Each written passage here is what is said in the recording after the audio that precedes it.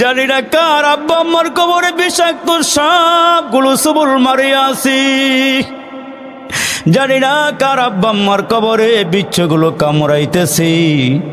আল্লাহ আজকের মুনাজাতরা কবুল করে কবরগুলো জান্নাতের বাগান বানায়া দিও।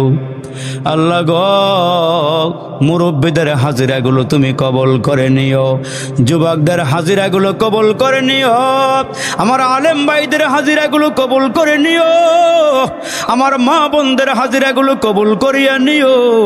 আল্লাহ মুরব্বীদেরকে হযরত আবু বকর সিদ্দিকের মতো বানায়া দিও, যুবকদেরকে হযরতে খালিদ বিন ওলীদের মতো বানায়া দিও, আমার মাদেরকে বোনদেরকে আল্লাহ মা খাদিজার মতো বানায়া দিও, ফাতেমার মতো চরিত্রবান বানাইয়া দিও।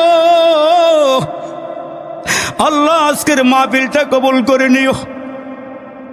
আল্লাহ যারা যারা দোয়া চাইছে, কেউ মায়ের জন্য দোয়া চাইছে, বাবার জন্য দোয়া চাইছে, যারা কবরে গেছে এদেরকে মাফ করে দিও, যারা বেঁচে আছে হায়াত বাড়াইয়া দিও, যারা অসুস্থতার মধ্যে আছে আল্লাহ সুস্থ করে দিও, পেরেশানির মধ্যে যারা আছে পেরেশানি দূর করে দিও। আল্লাহ তোমার ঘর মসজিদ আমার ভাইরা বাবারা বড় সুন্দর করে বানাইছি, বাকি জায়গাটা আল্লাহ যা ঝামেলা আছে মুক্ত করে দিও।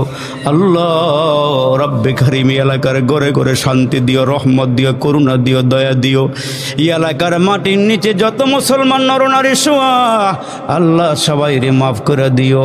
আল্লাহ রব্বে কারিম যারা যারা দোয়ার চাইছে সকলের হকে তুমি দোয়া কবুল করে নিও, পিছনের মাহফিলগুলো কবুল করে নিও, আজকের মাহফিলটা কবুল করে নিও। আল্লাহ যারা টাকা দিয়া পয়সা দিয়া জানে মালে সহযোগিতার হাত বাড়াইছে দানগুলো কবুল করে নিও। আল্লাহ তুমি এই বসাগুলো নাজাতের উসিলা বানায়া দিও, যে যেখান থেকে হাজিরা দিয়েছে প্রত্যেকের হাজিরাগুলো কবুল করে নিও।